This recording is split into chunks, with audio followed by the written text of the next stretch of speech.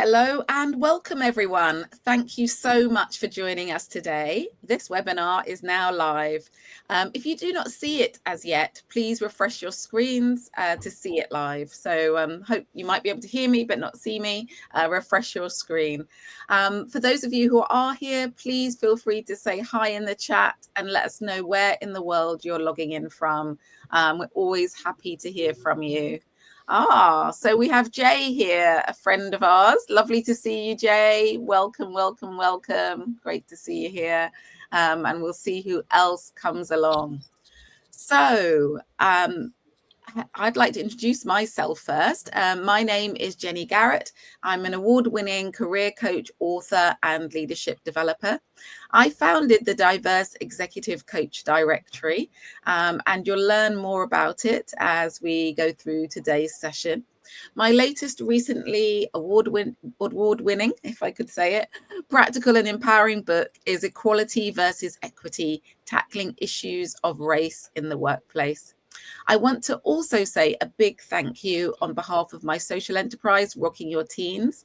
Your donations for this session will go towards increasing resilience, inspiring, and raising aspirations in teenagers. And if anyone wants to find out more about Rocking Your Teens, do go to our website. We have a conference coming up in November for teen boys, and please do spread the word. A big hello to Janice and Maynaz who have joined us as well. So what are we talking about today? Well, what if the most impactful leaders were those who understood the power of vulnerability?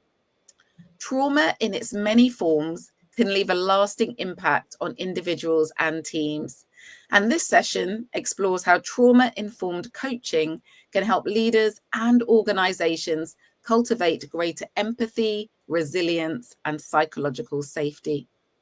Our expert panel will discuss recognizing the signs of trauma, how to identify those subtle cues that may indicate a team member is struggling, creating a safe and supportive environment, building a culture where individuals feel comfortable sharing their experiences and seeking support, developing strategies for healing and growth, practical tools and techniques to help individuals and teams move forward after trauma, and lastly, turning vulnerability into a strength, how embracing vulnerability can foster deeper connection, build trust, and create a more inclusive and resilient workplace. So that's our focus for today's session, and hopefully what you were expecting. We have our wonderful experienced coaches, Marie, Obehi, Martina, Binta, and Rabia, all listed in the Diverse Coach Directory. Now, I mentioned the directory right at the beginning. It's a directory that connects corporate organizations with coaches from global majority, ethnically diverse backgrounds. And please do look us up because we have these amazing coaches who are here today and many others who could enhance your coaching pool, or perhaps you might want to engage on a personal level. So as I've said, today we're discussing the trauma advantage, leading with vulnerability. I'm going to ask each of our coaches to introduce themselves. And the format of the session is after they introduce themselves, I'll ask them a few questions. And then we'll open it up to you as the audience to share your questions and your reflections. We really like the sessions to be interactive, so don't feel that you have to hold back to ask questions or make your points till the end. Feel free to do so at any point. We'll be keeping an eye on the chat throughout. And I also want to say that we are not giving advice. This is an invitation to learn more, and we'll be sharing our experience and some resources too. But please, this is really an hour of stimulating your thinking, helping you consider things that perhaps you haven't considered before. But you will have to do further research or perhaps engage one of these amazing coaches to help you further on your journey. Okay, so without further ado, I'm going to ask Martina to introduce herself first, and also provide us with a definition of trauma as well. Thank you. Great to be here this afternoon.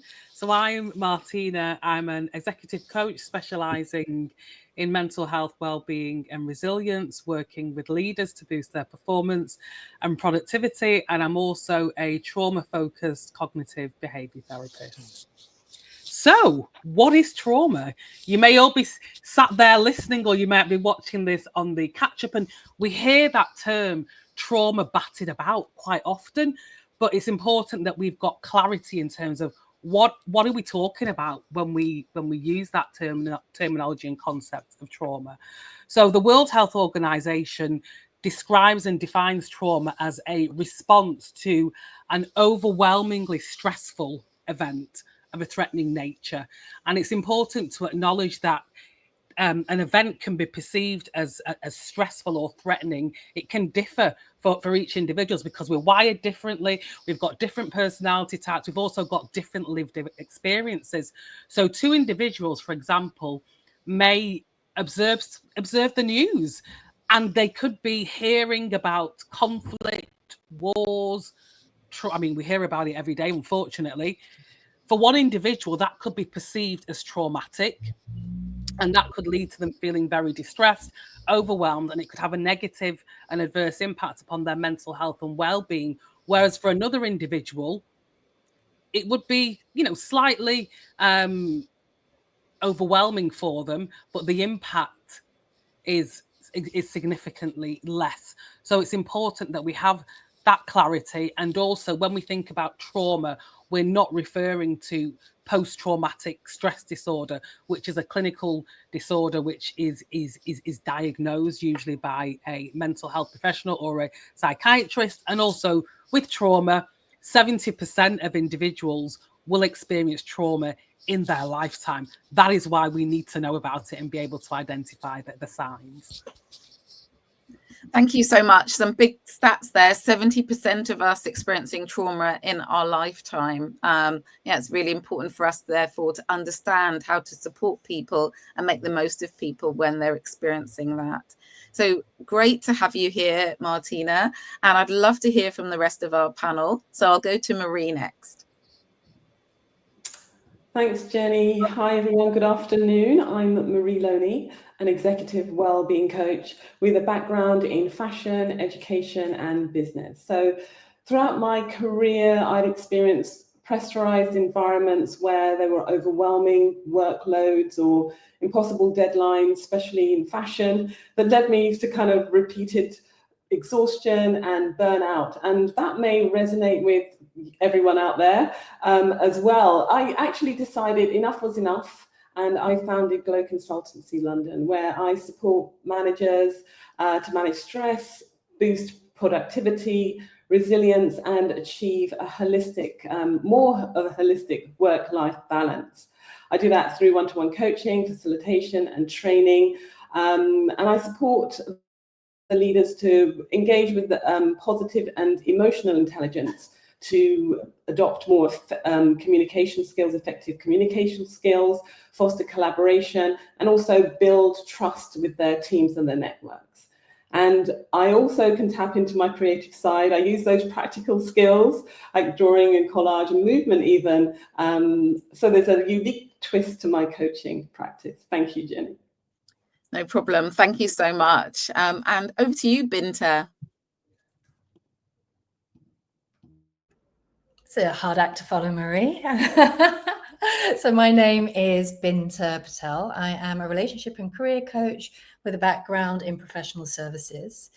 And a few years ago, I trained as a somatic body worker because I was working with clients as a coach, and I could see that some people were able to get to A to B, but it was like a bungee rope would then pull them back. So then I trained in emotional freedom techniques to work with the subconscious mind, because that can also help to create pattern interrupts and work with trauma. And then did training and work with inner child work as well. And then I really saw that the mind and the subconscious mind were taken care of, but actually a lot of leading experts in this field, like Peter Levine and Gabor Mate, are saying actually a bottom-up approach to trauma healing, i.e. working from the body go into the mind rather than the other way around can be really effective in long-term sustained change. So I really like to work in this holistic way of using the mind, the subconscious, and the body. And I also facilitate monthly women's events around conscious relating and emotional processing. So yes, thank you. I'm so delighted to be here to be having this really important conversation with you all today. Thank you, Binta. And Obehi? Hello, everyone. I'm Rebecca. I am a psychologist and culture change consultant, which basically means I spend most of my days helping senior leaders manage stress, navigate team tensions, and create workplaces where people actually want to show up and do their best. In my previous job, I worked as an addiction therapist and practitioner, so mostly around drugs and alcohol. So I worked with people where at least 90% were affected by childhood trauma, hence one of the reasons why they were using drugs. And like Martina said earlier, 70% of us will experience some sort of trauma in our lifetime. So it's important discussion. So I'm really happy to talk about it today. I also co-host the Wellbeing Rebellion podcast, and which is where we talk about leadership stuff like what we're discussing now. And of course, outside of work, I like to travel, eat good food, and I'm a hearing aid wearer.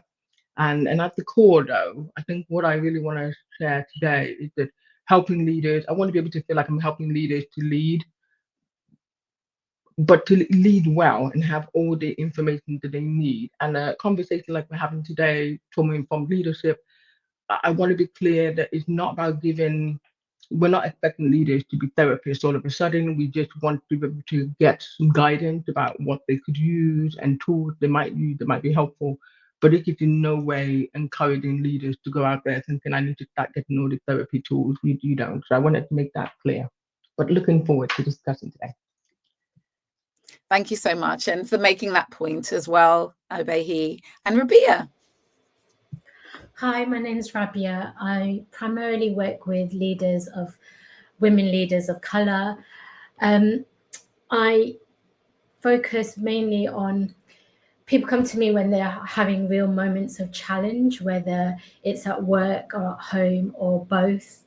When there's change, transition, so that they can survive it, not just survive it, but thrive through it and build resilience. I'm also a trauma-informed mindfulness teacher.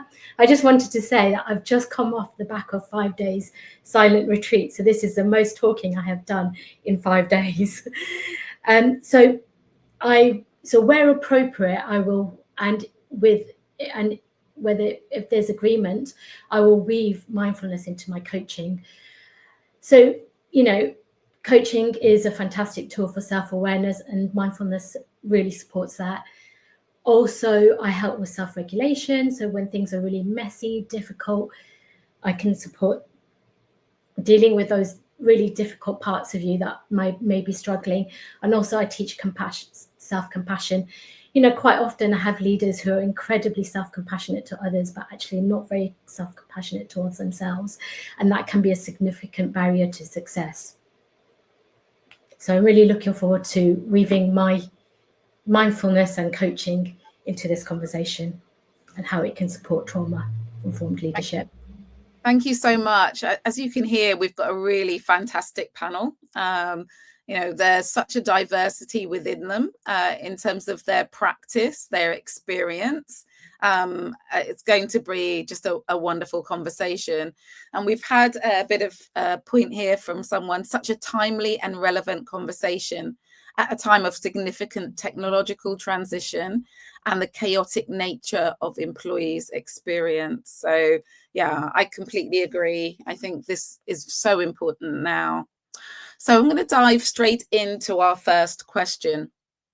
We often hear about the why behind trauma-informed approaches in leadership, but from a coaching perspective, what is the what and the how? So by that, I mean, can you share one practical, actionable tool or technique you use to help a leader identify and process their own trauma responses so that they can better support their team. And I'm going to start with you on that, Binta. Thank you, Jenny. Yeah, this is a topic I'm so passionate about because our emotions need to be felt and digested, just like our food. But actually, most of us are not taught how to do that. And therefore, we may see our emotions as an inconvenience. We may feel that they're too big. And if we open the door to them, that will open a dam and that will be overtaken with them. So really, I advocate for daily emotional digestion. 10 minutes a day of sitting, of bringing that emotion closer, of feeling it somatically as sensations in the body. And the important part about this is it's about peeling off the story. So you feel the emotion as pure sensation, because the emotion, the story is what often keeps us trapped.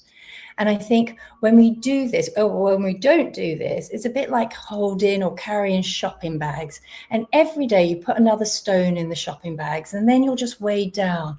And then when life happens, it's really hard for you to respond in the way you might want to, because you're tired and worn down, or your reactivity is not as you'd want. So in the practice of daily emotional digestion, you're learning to trust yourself, you're learning to down-regulate your nervous system, and you're taking out these stones. And at first, you may just be taking out the stones that you've put in there on that day, but then after a while, you'll be taking out stones that you might put in your shopping bag decades ago that are driving unhelpful behaviors. So really, it's very simple. It can have profound effects. Often when I sit in emotional digestion, I will cry, I'll shake, I'll tremor, but that is the body's response or way of processing the energy that's stored in the body. So there's a link to a blog in the chat. So if you want to find out a bit more about it, you can go and have a look at that and do your own research as well. Thank you. I love this concept of daily emotional digestion. Excuse me. But what it made me think of is the fact that we're not often even digesting our food, because quite often we're sitting at our desk eating our lunch or on the run and eating. So there's this sense that we're not digesting the food, we're not digesting our emotions. There's a lot that we need to pause and do. So I think it's digesting our life. Sorry, Jenny. No, carry on, Binta. I would say, and to add to that, we're not really digesting our lived experiences, right? Even the good, because we're not slowing down. We're multitasking all the time. We're on our phone. So I just feel like slowing down is a theme that has come up repeatedly, both in my own practice and also with a lot of clients that I'm coaching. It's the power of slowing down and getting present, which can then inform how you're feeling. Yeah. So I think I could say a lot on that. I'll stop myself though. No, that's great. Thank you. Rabia, what about your thoughts? Well, slowing down's been a real theme for me recently. Essentially, yes, I'm going to expand on slowing down. Often when we talk in the mindfulness jargon, we talk about stimulus and response. And essentially the stimulus being the knee-jerk reaction to whatever, whether it's something that's happened in the past or happening recently, or there's overwhelm.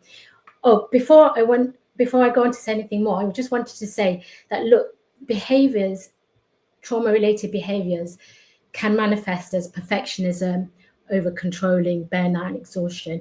And this is when the slowing down is really important in creating space, so that whatever is showing up to be with it. And so instead of reacting, which when we are in those states of overwhelm, exhaustion, burnout, we tend to react. We don't tend to respond. So what can we do to create a pause so that we can respond with flexibility? One of the first things I do when someone comes to me with those kind of manifesting behaviors of burnout and exhaustion or overwhelm, shutting down, I refer to kind of do an audit of your emotional regulatory systems. think Tanya can share with you some work, an image from Professor Paul Gilbert. He's the founder of mindfulness-based self-compassion. And he says we have these 3 regulatory systems. One is the threat system, which we're all aware of, which is, based on survival, and our cortisol levels will go, etc., etc. And it's there to keep us safe and protected. The other one, so I'm giving a very bit overview on this. The other one is achievement, which is the striving part of us, the bit like the part that releases the dopamine, the achievement hormone. So, we're all kind of in this world that we live in this the society we live in. It's all about goal orientation, meeting KPIs, and so forth. And then the other regulatory system is the soothing system. And the function of the soothing T system is to focus on peace and safety and belonging. And when you do an audit when I do an audit with a leader, usually they're only going from threat to achievement, and actually, how do we bring in the soothing system? So an example can be, I recently worked with someone who was just shutting down because she had new things happening in her personal life. She was a head teacher. She's a head teacher. And so she felt like she was failing at home, at school, and so forth. And what we did was create some circuit breaks for her. So circuit breaks at school, because she was the person who everyone went to. So so the way she did it was she actually preferred to go to the loo than her office, because it shut down all the stimulation so that she could calm her nervous system down in order to respond. She created circuit systems before walking into school, after walking into school. So that's an example of, there's 2 examples there, how, one can support themselves, when there is all this, when there's exhaustion and overwhelm. I really want to mention one more thing before I go, which is also the threat system is also activated, not just by external sources, but also by internal sources, about how we're relating to our experience and our internal dialogue. So really checking in, how do you speak to yourself? I mean, the way I find that people speak to themselves, they wouldn't dream of speaking to others like that. And that's also activating the threat system. So what would be soothing ways to relate to those parts of you which you find difficult or you're not happy with, and so forth? Yeah, really, really helpful. I was reading something about AI recently, and the fact that when people are introducing AI into organizations, they often start asking people about their job. And of course, if I was in an organization right now and you said, I'm the AI consultant, tell me what you do, I'd be immediately thinking, oh my goodness, they're going to build a robot to replace me. And it said, and I just thought, that there's so many triggers that might happen there, sense of rejection, replacement, maybe experiencing of loss before. All of these things could be triggered, and people are not considering that. Going back to the point that was made right at the beginning, 70% of people have experienced some sense of trauma. We don't necessarily know when we're doing it, and so people might not deliberately be triggering you, but they still might. And this sense of actually, how can I soothe myself in the moment is really important. Having those different systems and processes, circuit breakers, as you called them. In fact, the research that I looked at was saying the best thing to do is not ask people about their job, ask them about the statistics of their job. So it's also just thinking as a leader, isn't it? What are my words? What might my words potentially trigger? And how could I ask things differently or say things differently that potentially could be less triggering, less personal in the way I ask them? So there's something about going towards, but there's also something about taking care and moving away from. I think that's useful to consider when we're thinking about trauma-informed leading, not necessarily coaching in itself. So thank you for that. Martina, I'd love to ask you as well. What's your insight here?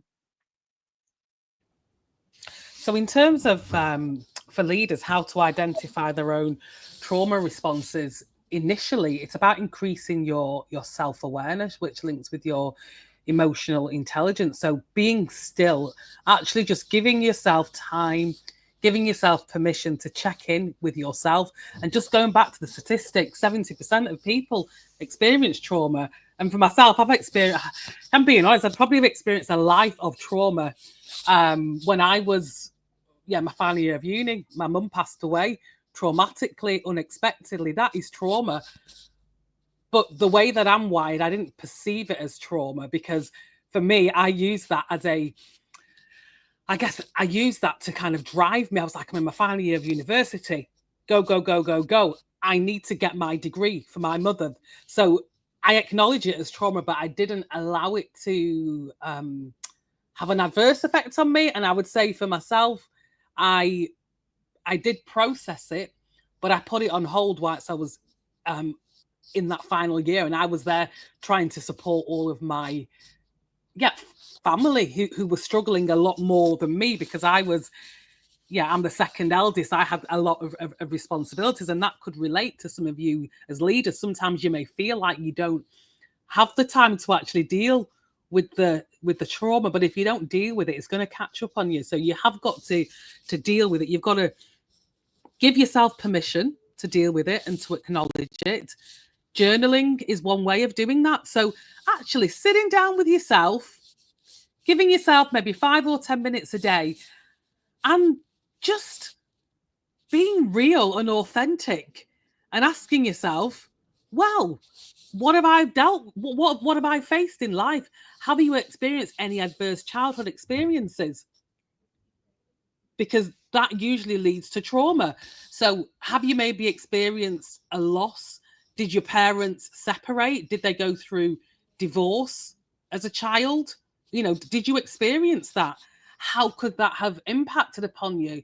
And you don't always have to reframe it in a positive light. It's about acknowledging it and accepting it, and then looking at addressing it. And I would say it's important for leaders and managers to acknowledge that amongst their employees, that they might also be supporting as well. So you don't have to overtly ask a colleague, are you feeling traumatized? Read between the lines. And sometimes it's not about what people are saying. What are they not saying? Listen to the pause and leverage that. That's what I would say. Also, grounding is a really effective strategy that can help with trauma, that can help to anchor you and bring you back in the here and now, and connecting with all of your senses. So if you're maybe recalling a traumatic experience, it could even be maybe an argument that you've had with someone that can be perceived as traumatic for you, and that can evoke strong emotions. You might experience a sense of guilt, anger, shame, sadness. But one way of interrupting that cycle is by looking around, looking at your environment, and anchoring yourself in the here and now. Looking around. I'm in my office now. I'm looking around, and I do this with my clients. Look around. Name 5 things that you can see.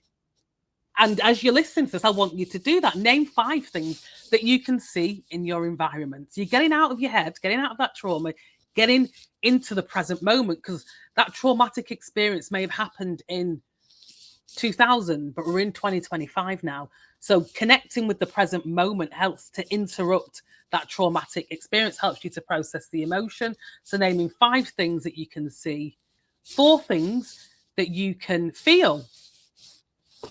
Got a pen here, highlighter, got some paper and my laptop, and just connecting with your environment. That just brings you back into the here and now. That can be soothing. 3 things that you can hear, 2 things that you can smell. I've got a lovely candle here. It's not lit. And then 1 thing that you can taste. That in itself just anchors you in the here and now.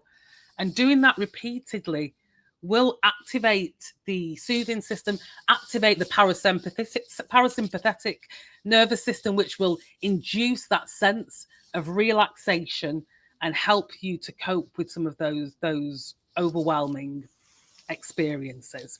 So they're just some of my tips in terms of how you can cope with some of traumatic experiences, but also identifying them. And the final thing I want to say is that it's okay if you've experienced trauma. Welcome to the club. 70% of us have. So the 6 of us here, that's around 4.5 of us. Yeah, there's no half. Yeah, you know what I mean. If you haven't experienced half. Yeah. Literally, if you haven't experienced trauma, you're very lucky. Right, yeah. Lucky. Be happy. Yeah, there's so much you said there about the sort of small activities that you can do to soothe yourself. And you know, the funny, well, not funny, but the difficult thing is I could, you know, be talking to a colleague, I could trigger their trauma and not know in this virtual world. And so, you know, the person cuts off the call and then you're probably, you know, the person's left in this state of being triggered.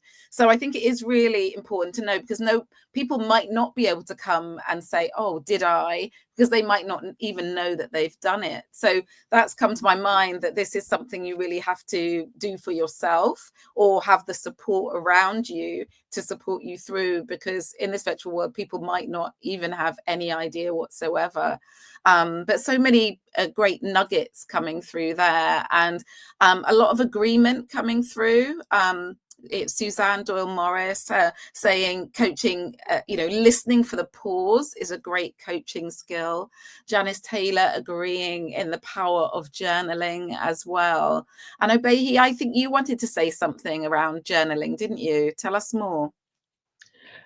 Yeah, I wanted to talk about, oh God, Martina, thank you for sharing that. I think it was not part of what I was going to talk about, but when we talk about trauma, and so that people don't think I don't have trauma, but majority of us do. I think you're just trying to work out what it is.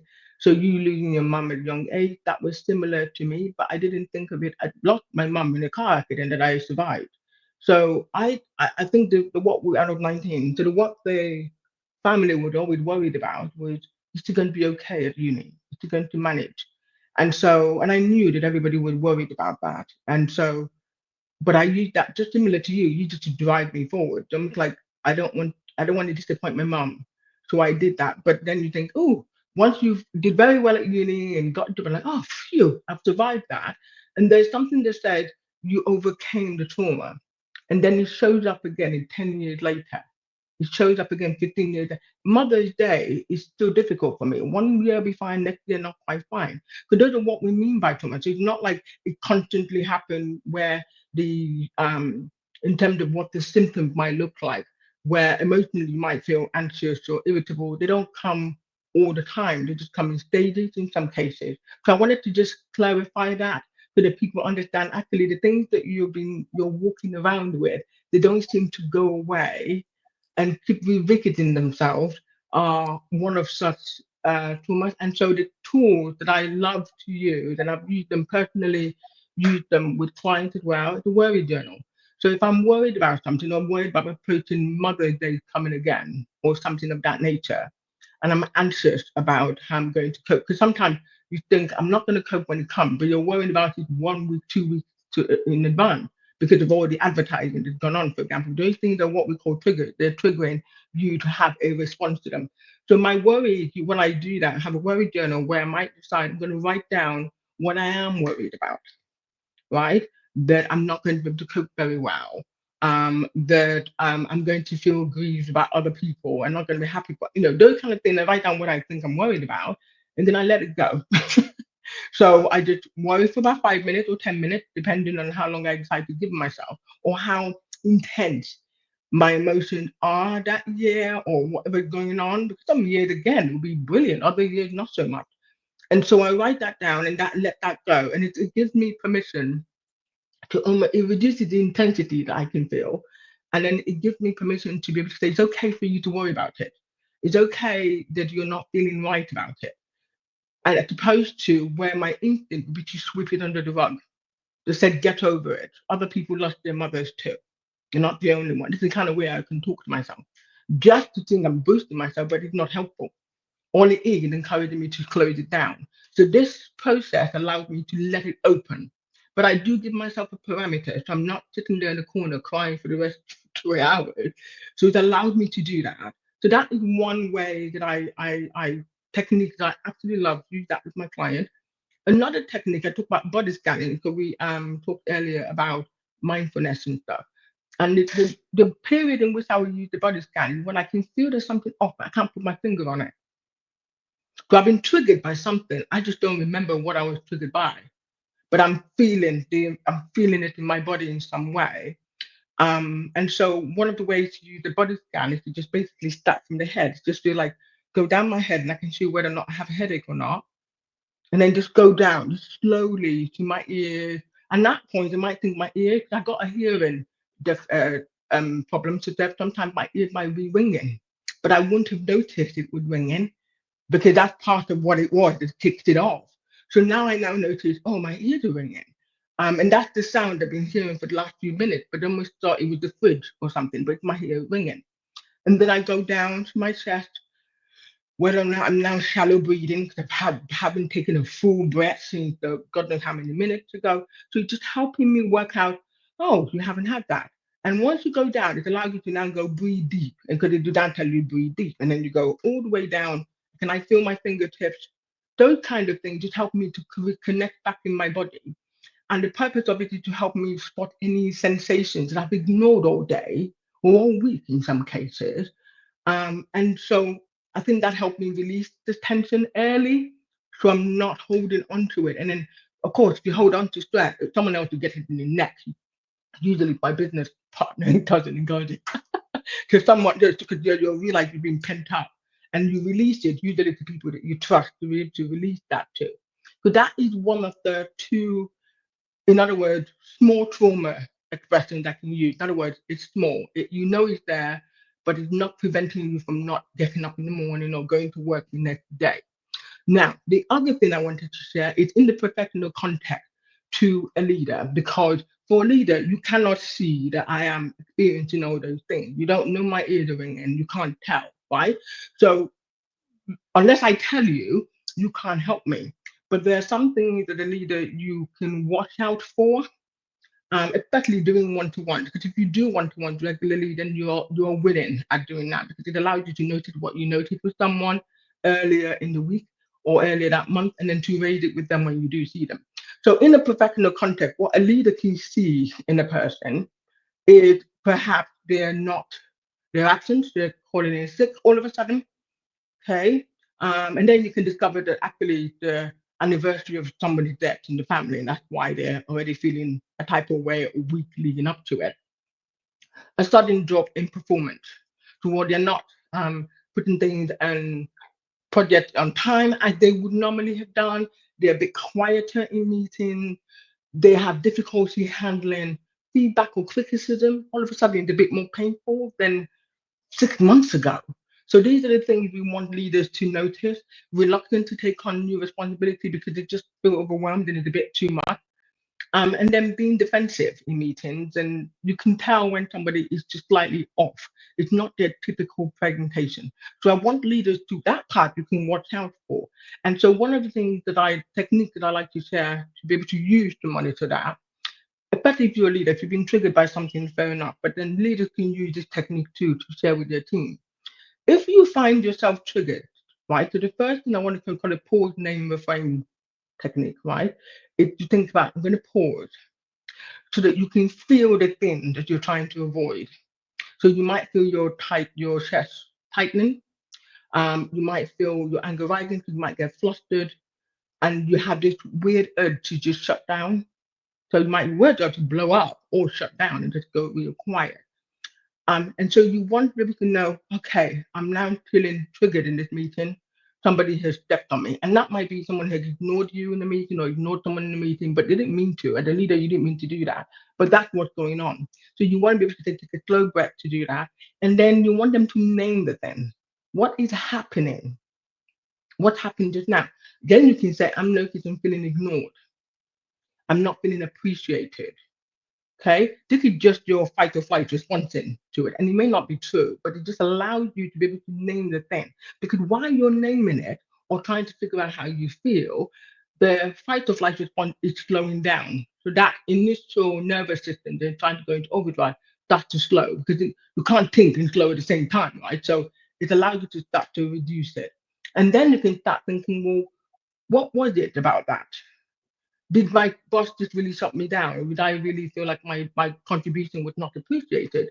Well, not really. Just that we had a tight turnaround. There was only 30 minutes in the meeting, or whatever it is that you're going to find. And the purpose of that is to get us to start thinking, how do you interrupt it? Because this trauma response doesn't last for days. Because in some cases, it will last for days, depending on what the situation is. Because people, at the end of the day, when we talk about trauma responses, they're just reacting to things that happened to them in the past.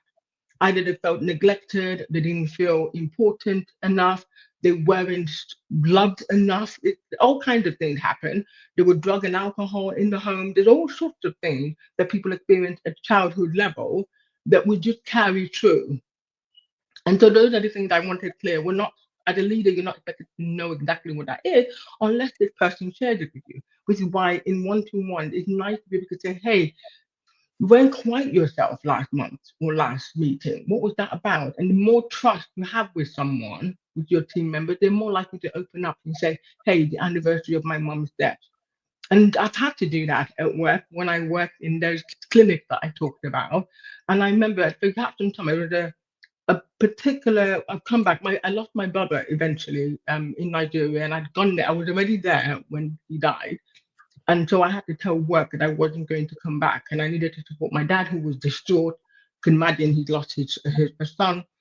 And I was in Lagos for about 3 months before I came back to work in London. And normally, we used to have a clinical supervision. So every practitioner, psychologist, therapist will meet once a month. And of course, I'd missed wherever. So when I arrived back in London, I'd want to say within a week, it was due for that month. And I turned up at this supervision. Big circle, if you do, I think we're about 15 of us or so. I was feeling all right, doing okay, coping well, so I thought. And there is this the therapist, the clinical therapist who's now running the session. So it gets to me. Don't forget I've missed 3 sessions at this point. But it gets to me. He said, so something like along the lines of how have you been or how are you, Obi? And in that moment, I just wept. I kept crying and crying, hand in my face. And I was remember thinking, what are you doing? That was not the plan today. Otherwise, I would have just sat it out. And when I looked up, at the point of the story, I looked up and the whole room were in tears. And I realized my colleagues had been worried for months when they didn't see me. They were also carrying some of that. Some of it had triggered some of their traumatic situations that happened to them in that moment. But what I took from it was my team were here. They were here to support me throughout. And even afterward, people coming up to me, hugging and saying, that happened, 2 years ago, I lost this person. And we got to support each other. But it took that kind of traumatic response for me to share with everybody. I'm not advocating for that, but I'm saying that shows I felt I didn't have to hide it anymore after that. I felt open. I felt able to tell my bosses, I'm struggling with X, Y, and Z. And I think that's the purpose I'm trying to make with that story. It does sometimes will come out in the least expected way that the people who are not proud of how it came out. And that might be anger, it can be all sorts of things. But as a leader, we need to be able to support people through those difficulties. Thank you. Thank you so much for sharing your experience there. And I'm sure that was very emotive for us all. I want to ask the audience for questions as time's gone on, and we've had such fantastic, thorough answers. I think that that means that I want to give everyone else a chance to either share thoughts, reflections, or ask questions. So please do type them into the chat. We'll be looking out for them. But as you've been speaking, particularly Martina and Obehi, for me, you've talked about loss and grief a bit.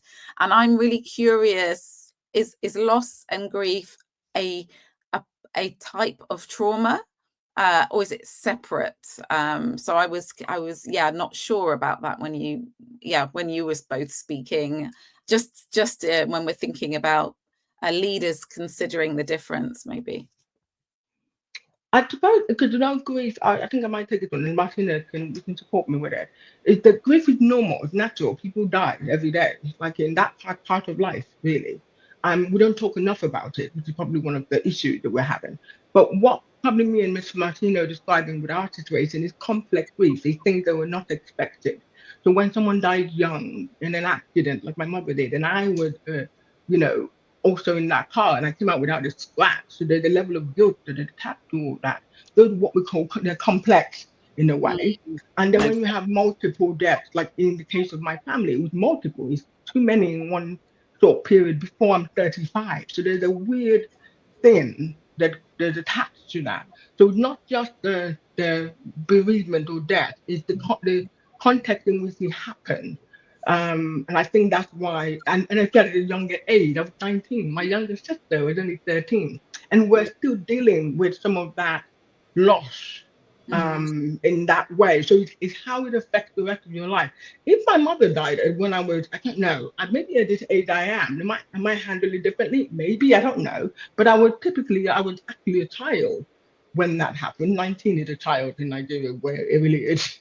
So that's what I'm going to say about grief itself. For somebody who died, whether expected or not, or they're old, it's emotional. So someone has to still go through all of that, and people should be supported.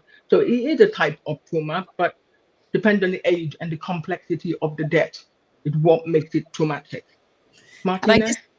I guess it also goes back to Martina's earlier point, which is we could experience the same thing as well. Yeah. For me, it could be traumatic, and for someone else, it might not be. So there's that also needs to be considered. It doesn't look like we've got any questions coming through, so I would like to just jump to talk a little bit about this idea of vulnerability a little bit more, if that's okay. I'd love to hear. Jenny, is it if I chip in at this moment? I just wanted to say a bit is sharing around what happened in that clinical supervision. You know, this is the thing about vulnerability. I often find that leaders are scared to be vulnerable, but actually in that sharing, in that courageous sharing, you give permission for others to also share, you know, and that can be really powerful. So often, you know, I will point people to Brené Brown's work around vulnerability, because they, you know, they're the leader. They've got to keep everything together. But actually, you know, what happens when you do share? Yeah. I think that's the important bit around the sharing and the vulnerability. Because yes, that's true. But again, like I said, I didn't expect to share that day. Didn't even expect to share it today until Martina kicked it off. And then, of course, that brings the forefront in my head, and I couldn't ignore it. That's really what that really was. But in the end, it's important that I wasn't hiding it or pretending it wasn't there. I think we're just in the flow in what we're discussing. But really, really, when it comes to work and as a leader, I think vulnerability works best when it's shared after the fact, after the event has happened. Okay, I do not expect a leader, like I was not leaving a team, I was in a safe space with other practitioners senior level to me. So me crying in that room was vulnerable because I knew they could hold the space. And I knew, but I don't know that I would have been comfortable doing that with people, my direct reports.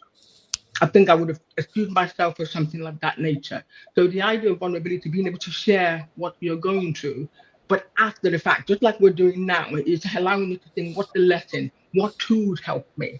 Okay, that's all I can do at this point. But to share it raw is not helpful because you just have a way of re-triggering other people. So I know on the call, people might be listening to us.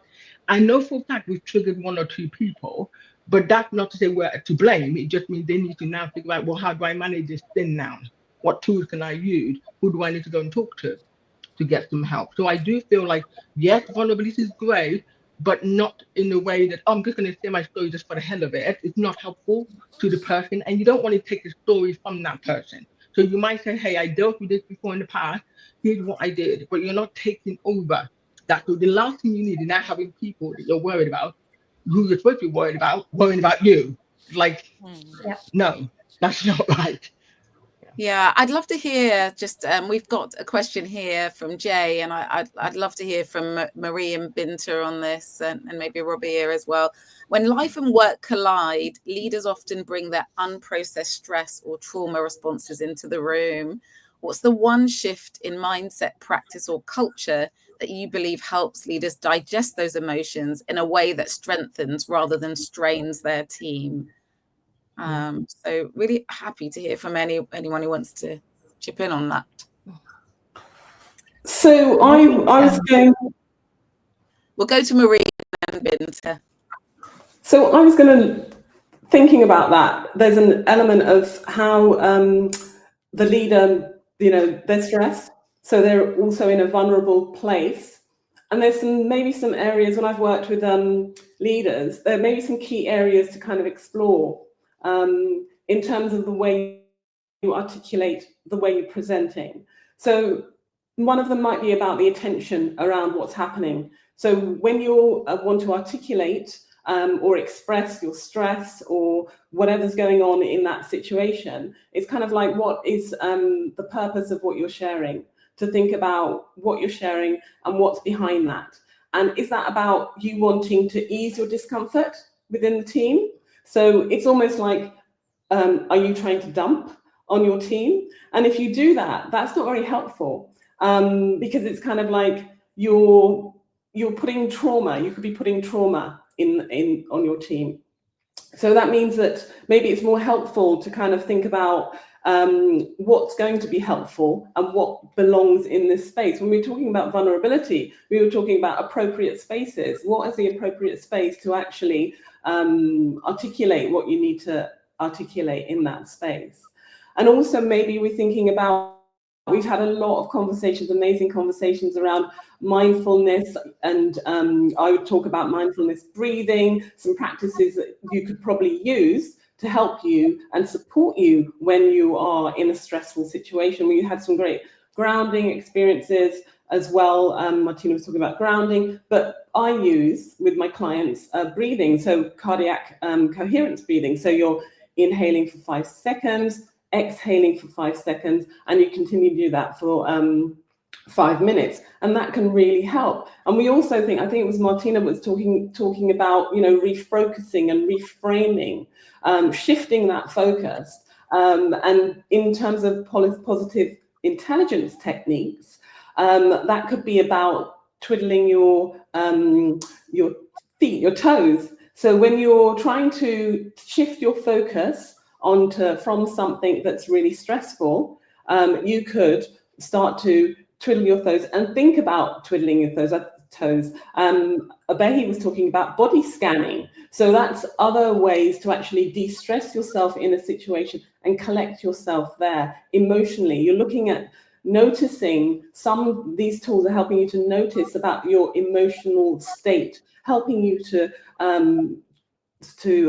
pause and to think about, consider what you're sharing. So that's great, Marie. Thank you. I think everyone here, you've all got so much information. This could be a 3-hour a 3-hour session today, because you've got so much to share and give.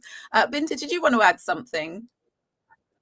I don't want to repeat, but I think for me, the pattern interrupt is really important, and we've all talked about that. And one of the most powerful ways that I think this can happen is through tremoring and shaking. So the psoas muscle, which is attached to your lower back, comes into the hip. It is a big muscle. When we activate it through lunges or TRE exercises, the body comes into a tremor. Now, if you see any animal, once they've experienced a shock, they tremor, they shake it off, and then they're not carrying that with them. So I think that is a really good technique to be able to use. And even if you just get up and just shake your body, that's the first one. The second one is conscious relating, it's naming something.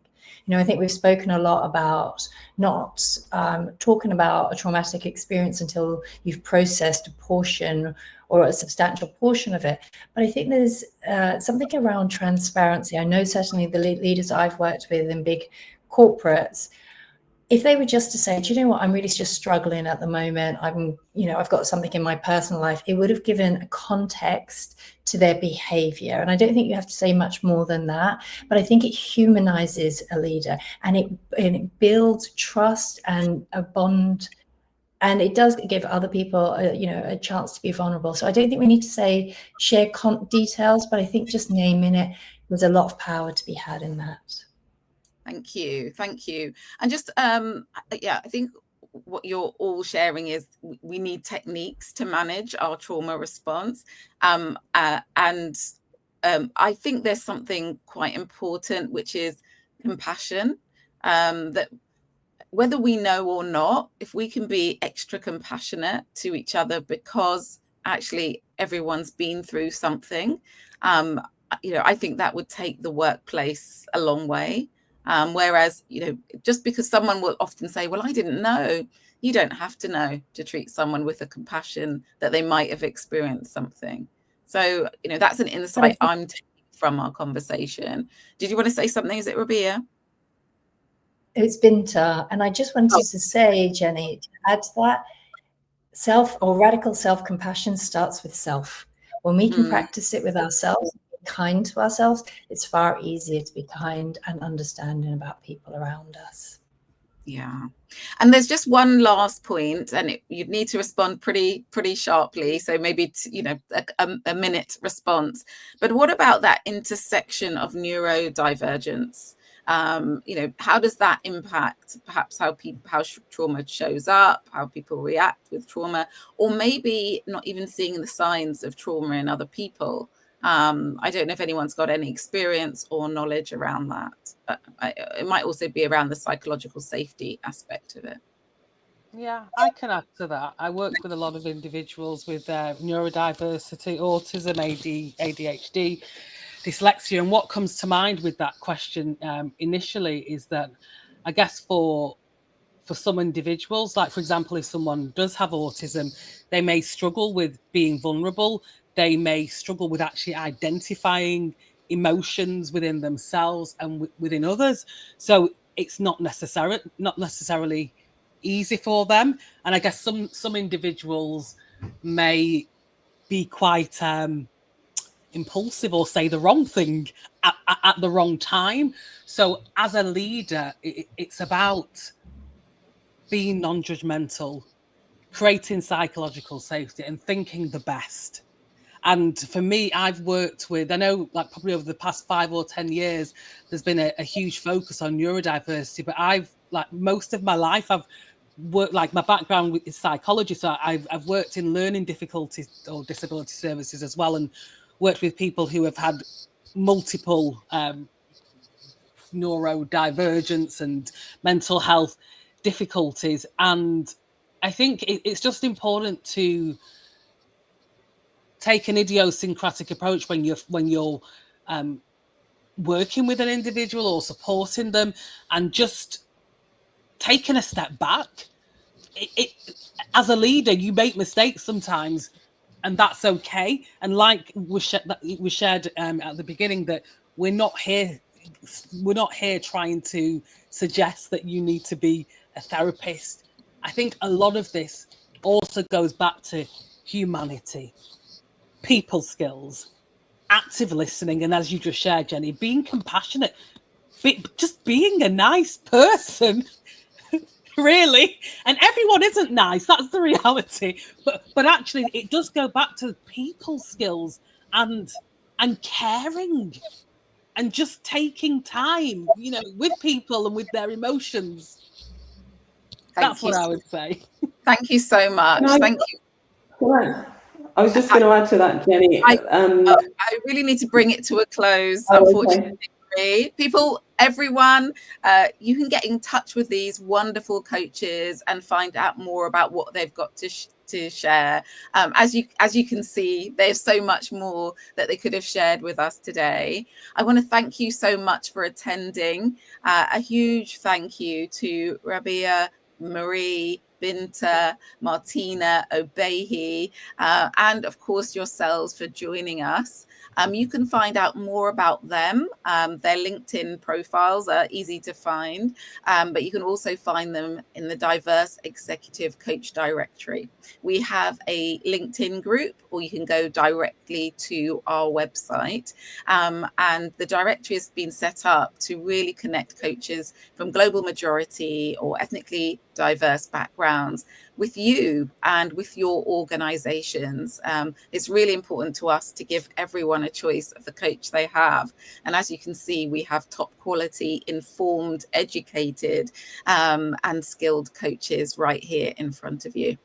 So please do complete. We've got a little questionnaire. If you'd like to give us a bit of feedback, we always appreciate it. Do join our LinkedIn group.